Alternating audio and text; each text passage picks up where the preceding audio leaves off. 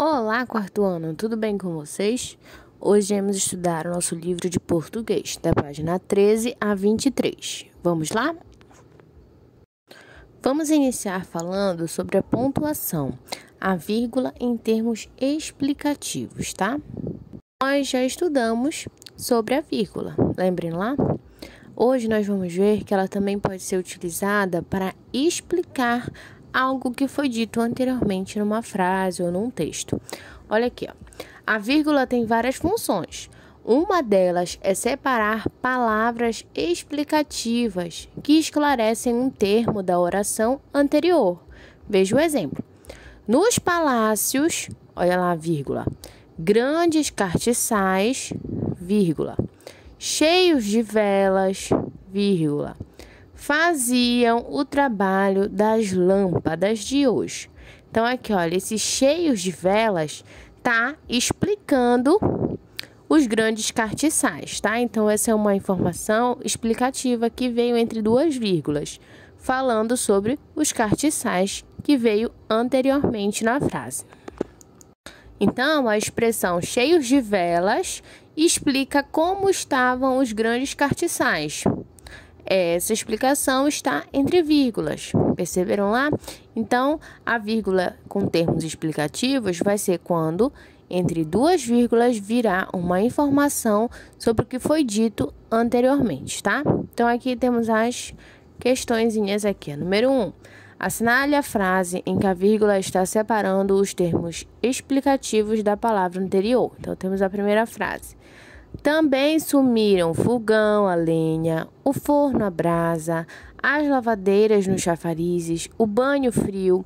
Nesse caso aí, percebam que a vírgula está sendo de enumerar, né? Ela está separando várias informações. Na segunda frase temos: Londres só acendia todos os postes 2 vezes por ano. O aniversário da Rainha Vitória, 24 de maio, e no aniversário do Príncipe de Gales, 9 de novembro. Perceba lá que, neste caso, a vírgula já está sendo utilizada de forma explicativa. Quando ele falou o aniversário da Rainha Vitória, entre as vírgulas veio a data do aniversário dela, que é 24 de maio. Então, tá assim, 24 de maio está explicando a data do aniversário da rainha. Então, nesse caso, a vírgula está sendo utilizada separando o termo explicativo, né? Então, é a segunda frase. 2. Identifique o termo explicativo da palavra ou expressão em destaque e reescreva frases colocando as vírgulas necessárias. Aqui as frases vieram sem vírgulas e vocês queriam acrescentar as vírgulas, tá bem? Temos a frase: já as velas, percebam lá que velas está destacada. Já as velas, difíceis de conseguir, deviam ser usadas como economia. Então, aqui, ó, já as velas, vírgula, difíceis de conseguir, vírgula. Esse difícil de conseguir está explicando sobre as velas, tá? Que foi a palavra que está primeiro. Então, as velas da época eram difíceis de ser conseguidas. Então, por isso que veio aqui essa informação que irá ficar entre vírgulas, tá? Então, vocês irão fazer isso em todas as frases aqui. Terceira questão agora, ó. Reescreva as frases acrescentando as informações dos quadros. Então, aqui vocês irão agora reescrever a frase, só que irão acrescentar a que está dentro dos quadrinhos, tá? Então, vai ficar a primeira frase, ó. Leonardo da Vinci projetou objetos, como os teares. Mas tem a informação do quadro, que é um dos maiores gênios da humanidade. Então, essa do quadro é a explicativa. Ela vai ter que aparecer entre duas vírgulas. Então, vai ficar Leonardo da Vinci, vírgula, um dos maiores gênios da humanidade, vírgula, projetou objetos como os teares. Então, assim que vocês irão fazer as outras também, tá bom? Agora, vamos ler aqui, ó, o texto de divulgação científica, a curiosidade. Então, aqui nós temos aqui um texto, né, que ele vem trazendo diversas curiosidades, vem perguntas e respostas para o leitor tá sabendo um pouco mais. Então, ó, você sabia de onde vem a energia elétrica? Aí vem respondendo, de onde vem a energia elétrica? A energia elétrica vem das forças do vento, dos raios solares, da queima de gás natural e do óleo, da força da água. No Brasil, a energia elétrica vem principalmente das usinas hidrelétricas. Aí vamos para outra pergunta. Ó. O que é hidrelétricas? Então, esse texto aqui é um texto científico, né? Que vem trazendo informações comprovadas, informações reais, tá? E ele é através de perguntas e respostas, tá? O texto científico, eles, principalmente se for destinado a um público infantil, ele vai sempre ter empregado palavras para aproximar o leitor, para incluir o leitor, né?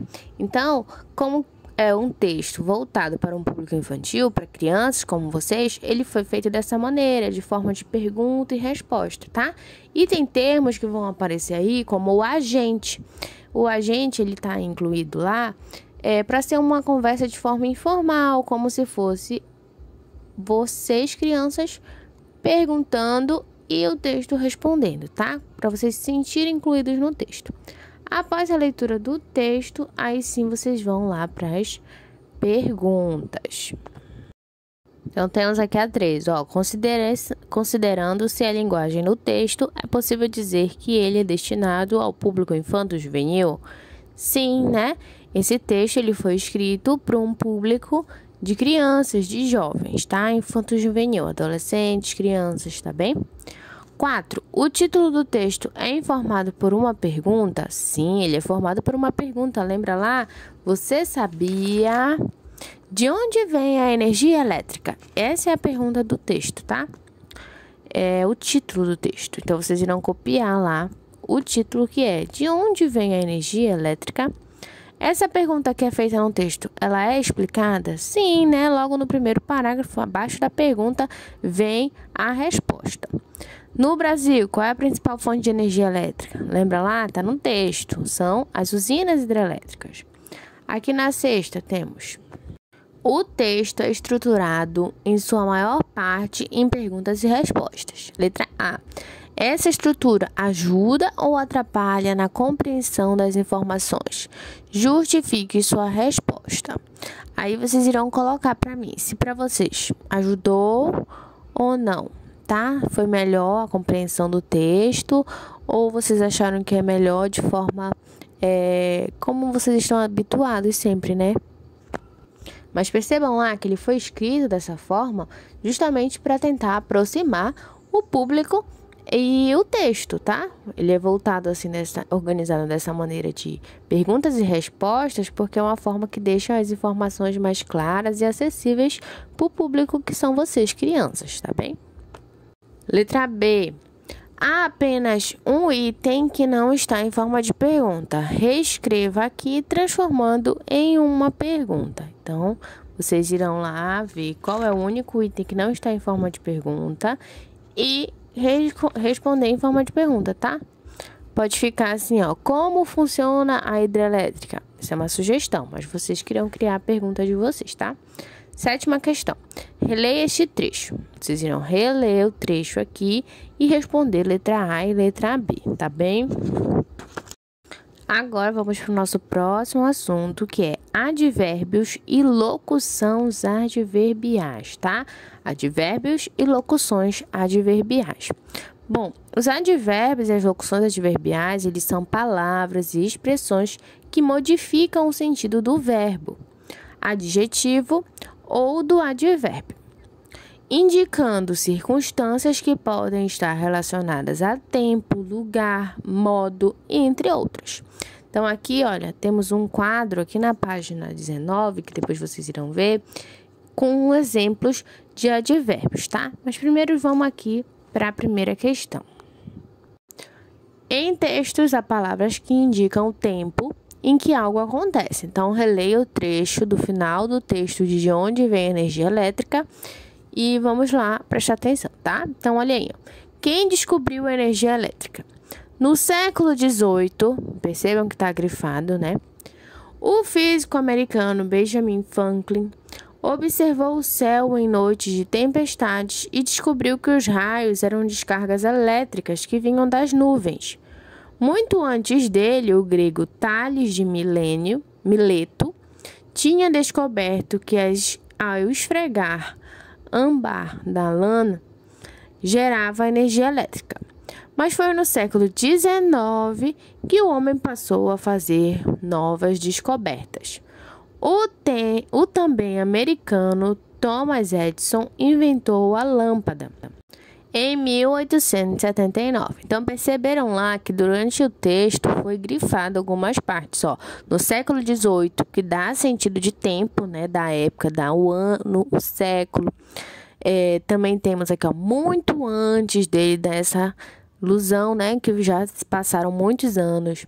Também, novamente, tem aqui o século XIX e, por último, o ano aqui, 1879. Então, essas partes foram grifadas no texto das informações. Letra A. Qual é o objetivo desse trecho? Ele vem relatar aqui, né, como foi a descoberta da energia elétrica. Então, esse é o objetivo do texto. B. Resuma com suas palavras as principais informações de cada período do tempo indicado. Então, vocês vão lá, voltar no texto e resumir com a palavra de vocês, tá? Então, aqui, ó, no século XVIII. O que aconteceu no século XVIII? Vocês irão colocar, foi dito no texto. Muito antes dele. Qual foi esse trecho aí? O que ele quer dizer, esse muito antes dele? No século XIX e em 1879. O que foi que aconteceu? Então, vocês irão resumir. Aqui na página 19, vamos lá. Há ainda palavras que indicam outras circunstâncias além do tempo, como lugar e modo. Então, as locuções adverbiais, elas sempre vão estar indicando ou o tempo, ou o lugar, ou o modo que está acontecendo, tá? Então, aqui na 2, ó, releia o trecho a seguir. No Brasil, a energia elétrica vem principalmente das usinas hidrelétricas. Neste caso aqui, ó, a locução adverbial vem no sentido de lugar, tá me dizendo o lugar que acontece. Então, é no Brasil. Então, a expressão em destaque indica uma circunstância de tempo? Não estou dando sentido de tempo. De modo? Também não. E sim de lugar. Releia esse outro trecho. Agora temos aqui, ó. O dínamo é uma máquina enorme que gira forte. Nesse caso, percebam aí que está destacado a palavra forte, né? Então, a palavra em destaque acompanha que outra palavra? A palavra em destaque, né, que é forte, ela está acompanhando a palavra gira, que dá o sentido de gira forte. Que circunstância essa palavra destacada indica? Ela está indicando tempo? Não. Está indicando modo? Sim. Está dizendo de que forma a máquina gira. Está dizendo que ela gira forte, tá bem? Então, por isso que é modo. Então, aqui embaixo nós temos aqui alguns exemplos, ó, de locuções adverbiais. De tempo, pode ser ontem, amanhã, cedo, tarde. Todas essas serão locuções de tempo. De lugar, podem ser aqui, ali, lá, perto, longe. Então, se aparecer algumas dessas expressões, já vou saber que ela é de lugar. De modo, temos depressa, devagar, calmamente. Todas essas serão de modo. De afirmação, realmente, certamente, sim. De negação, não. De dúvida, talvez, provavelmente, possivelmente. E de intensidade será muito, menos, pouco, bastante. Então, sendo uma frase, né? Eu colocar: ontem fui à feira, comprei banana e maçã. Qual foi a expressão, locução adverbial que eu utilizei? Ontem. E tá indicando o quê? Tempo, lugar, modo? Tempo, né? Então, se aparecer alguma dessas expressões, eu já vou saber que são advérbios e locuções adverbiais, tá bem? Agora, vocês irão fazer a quarta questão, ó. Leiam as frases e façam o que se pede. Então, aqui, ó. Participamos alegremente da caminhada. Qual a palavra em destaque? Participamos, certo? Que é um verbo. Qual advérbio que modifica o sentido do verbo? Qual é a palavra que modifica? Participamos alegremente. Então, é alegremente.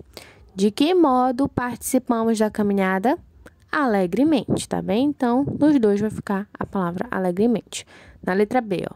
Minha cachorra era bastante alegre. Qual é o adjetivo? Alegre. Qual advérbio que modificou o sentido do adjetivo? Foi a palavra bastante, né? Então, que palavra indica a intensidade da alegria da cachorra? Bastante, que deu sentido que ela está muito, muito alegre. Na C, o atleta está passando muito mal. O advérbio aí é mal. Qual o advérbio que modifica o sentido do outro advérbio? Muito. Que palavra indica a intensidade desse estado do atleta? Muito, tá? Então, aí, vocês perceberam algumas expressões, né? Algumas locuções adverbiais. E, por último, temos a quinta questão. Preencha as lacunas nas frases a seguir com advérbios do quadro. Então, aqui no quadro tem os diversos advérbios, tá? Que vocês estarão utilizando. Tem de tempo, tem de modo, né? Tem de intensidade. Então, vocês irão, de acordo com a frase, acrescentar o advérbio, tá bem? Aqui é um relato histórico, tá? Uma pesquisa vocês estarão realizando. Vocês irão pesquisar dados históricos sobre o telefone, tá? Como foi a evolução histórica desse objeto até os dias atuais. E responder aqui e criar um texto. Aqui será a avaliação da produção do texto de vocês. E assim finalizamos o nosso capítulo, tá? Do nosso livro de português. Bom quarto ano, um grande beijo e até o próximo vídeo.